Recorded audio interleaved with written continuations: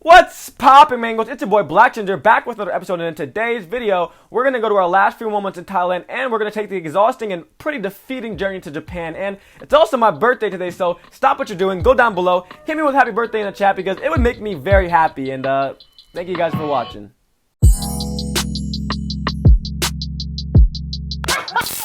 Oh, it's not that bad. It's not that bad. It's not that bad. Get fired up. I woke up at like 9 a.m. to a pitch black room. Please make sure that if you book a hostel that your room has windows because it felt like I was in a prison being guarded by a giant pig. Before I left today, I ran into Tom from England, my 1000th Instagram follower, and it's always such a nice surprise to see an unexpectedly familiar face when I'm traveling. I tried to book my ticket to Bangkok yesterday, but the ticket booth was closed, so I had to wake up pretty early today to get there as soon as they opened up. My plane to Japan left tomorrow, and I didn't want to have a single reason to miss it, so luckily I was able to book a boat ride back to the mainland, and usually there's a bus that takes you directly from the mainland to Bangkok, but it was already sold out, so I had to book a train ticket now. I had no idea how that was going to turn out. I used to think that Pai was home to the Lotus Eaters because everyone I met there was so happy and everyone ended up staying so much longer than they expected, like weeks or days longer than they expected. Even I ended up staying longer than I probably should have. After this last week, I've come to the conclusion that the Lotus Eaters definitely live on Koh Tao because if I had to be trapped anywhere in the world, I would have no problem staying on this island forever.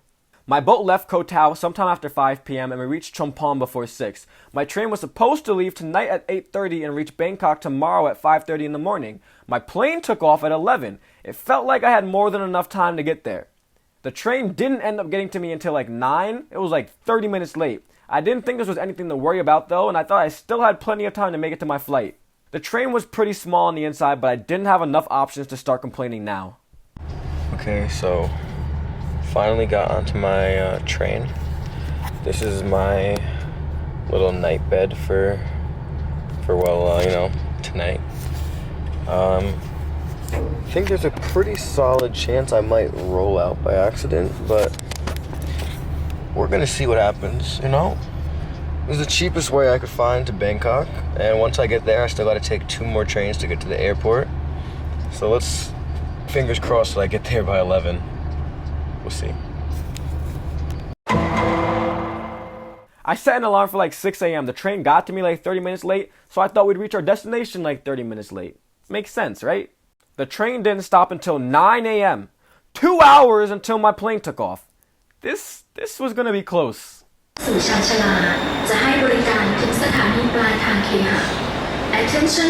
takes off in 2 hours.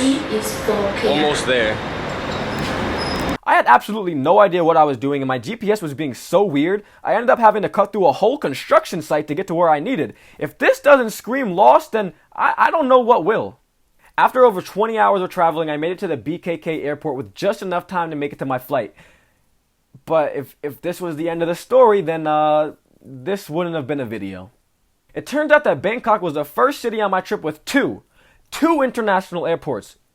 Take a guess if I was at the right one. No. The most annoying part was I was actually on the correct bus at one point, but I hopped off because I thought I was going to the wrong airport. Turns out I just accidentally was on the correct bus and I had no idea. So I got to the airport in time, except I realized I was at the wrong airport. So now I'm stuck in Thailand for the next whatever amount of hours, and I'll be in Japan in 48 hours now. I was supposed to be there tonight, but now it's gonna be 2 days, but I'm a stupid ass nigga, bro. I was so fed up. I wasted so much time on this trip on accidents so far. There's literally over $1,200 in mistakes on the screen right now. About 1/6 of my trip spent in 3 days. 3 days out of 80. Please make sure that when you're traveling that you make it to your departure cities at least 24 hours early so you don't have to worry about it like me. And always double check that you're going to the right airport. It's probably been about 36 hours since I left my hostel not even this morning, but yesterday now. Been about 36 hours. I'm about to go finally check into my flight to my first stop. I don't even know where the hell I'm going my first stop, but should arrive in Tokyo in another 36 hours.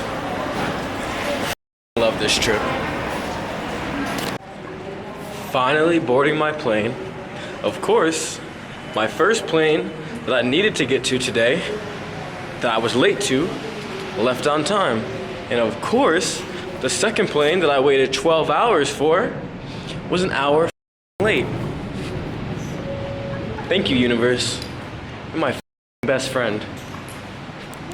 I'd eventually learn that the universe is always on my side, but if you want to figure out why, you gotta check out the next episode. I boarded my first flight at 1 in the morning. I woke up from my nap on the plane to some insane turbulence. I'm not sure how close a plane is legally allowed to fly above a thunderstorm, but all I remember is looking out my window and seeing some lightning below me. It didn't make me feel comfortable at all.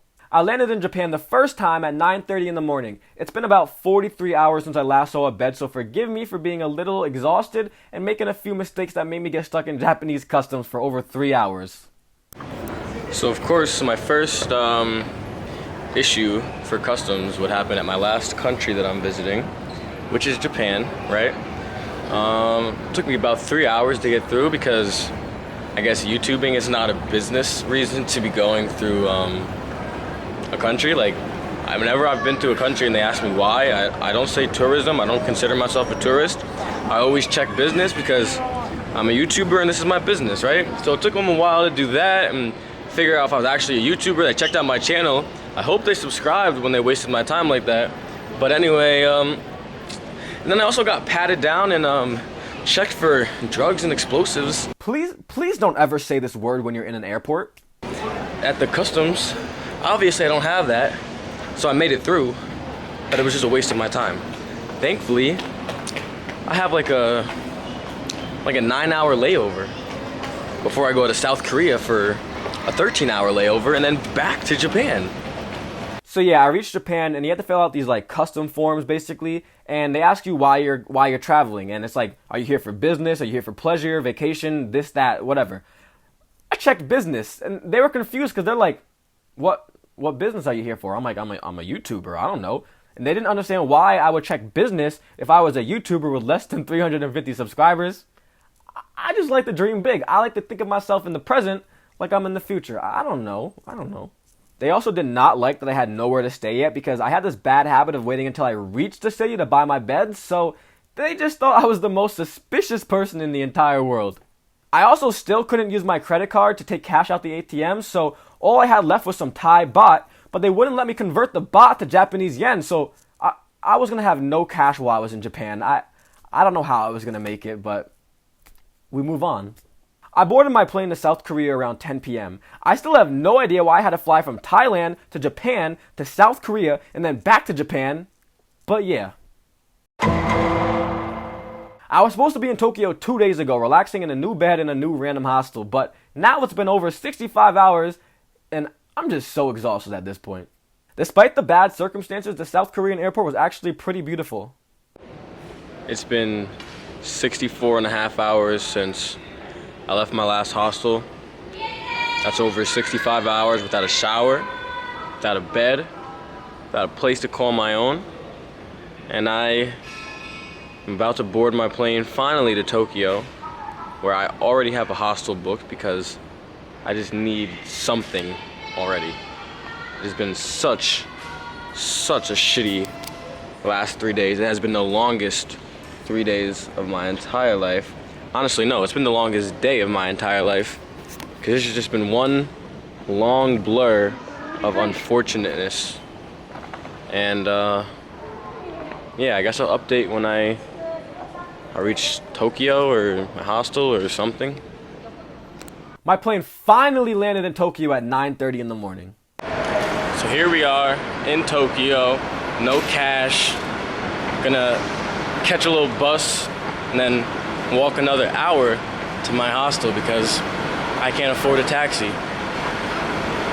I love money. I reached hour 68 of my longest day ever, and I managed to hop on a bus in the direction of my hostel, not to my hostel, but in the direction of my hostel, because if it took me directly to my hostel, that would have been too easy. And the universe, apparently, it doesn't know how to do easy. I also found out that none of my offline maps were going to work in Japan, and Google Translate had no offline Japanese dictionary, so it was going to be quite a struggle surviving here. I honestly just wanted to go back home at this point. When my bus finally stopped, I had to walk a little over an hour to reach the Sakura hostel, and I only made it thanks to some screenshots of a map, my attempts to recognize street names, and the occasional public Wi-Fi that I was blessed with. 72 hours after I left the bed and ink in Thailand, and I finally reached my new home.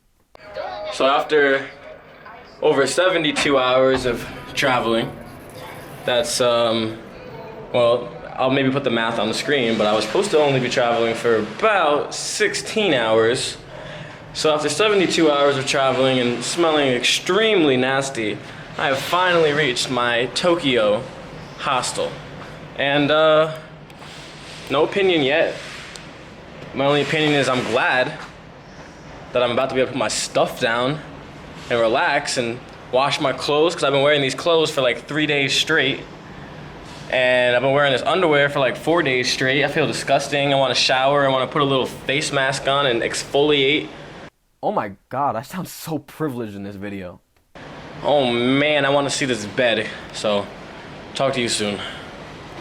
I reached my room and met my new roommates, Keegan and Charlene from Ohio, and they were such good vibes that I didn't want to sleep or shower yet. I was just pretty excited to meet some new and nice people. But I think that's a good place to end today's episode, guys. Thank you all for watching. Thank you for liking and subscribing. Comment down below. Okay, think back as far as you can. Think back to the first job you ever wanted to be as a kid. For me, back in kindergarten, I wanted to be an ice cream man. I don't know really why. I think at the time I thought I loved ice cream, but I'm pretty sure all I really ate was chocolate ice cream. And even now I don't eat ice cream that much, so I was crazy. But I think I mostly just wanted to get high on my own supply. But let me know about your guys' old dreams down below. Thank you guys for watching. Live forward, learn backwards. Peace.